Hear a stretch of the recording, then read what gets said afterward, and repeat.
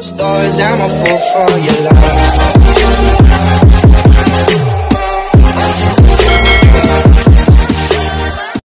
Good day mga ka-sports natin dyan. Next-led Chameleons pumalag sa Creamline Cool Smashers kahit depending champion ang kanilang kaharap ay hindi talaga dito nagpapadaig si Critch Makaslang at syempre si Ivy Laksina.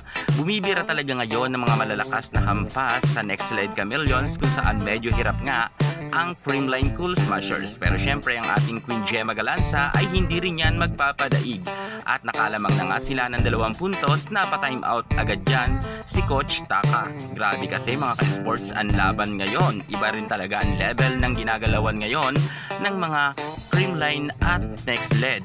Mukhang match na match ang laban ngayon hindi natin ine-expecto. Akala natin ay mabilisan nga mapapatumba ng Creamline ang Next-led Chameleons. Pero hindi dito basta-basta magpapadaig ang Next-led.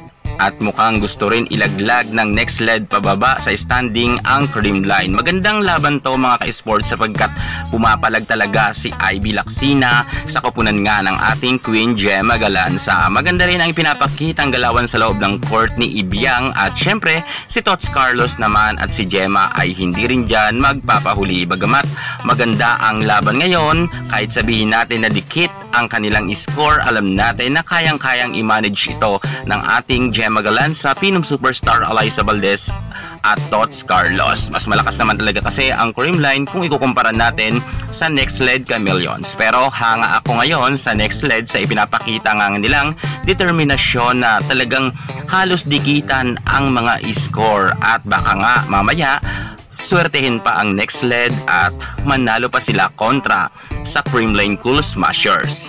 Grabe talaga mga ka-sports ang sayang nga ng Next-led Chameleon sapagkat hirap nga ang Creamline na ipanalo ito dahil nga si Ibiang ay talagang nakikipagpukpukan.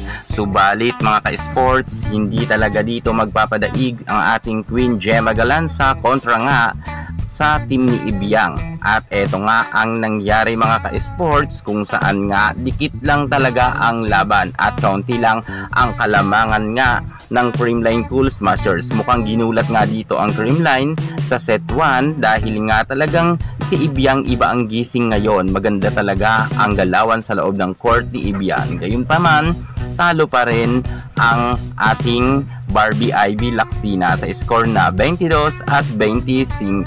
Mas ginalingan ng Creamline kung kaya panalo sila. Gayunpaman, good fight ito dahil lumaban naman ang team nga ni Ibiang. At abangan natin sa second set kung papalag pa ba ang kupunan ni Ivy Laksina or papatumbahin na sila sa second set ng kupunan naman ni Gemma Galanza. Kaya tumutok kayo sa ating YouTube channel at mag-update tayo ng mabilisan. Yan muna ang pinaka-latest natin sa mundo ng volleyball. Thank you so much. God bless.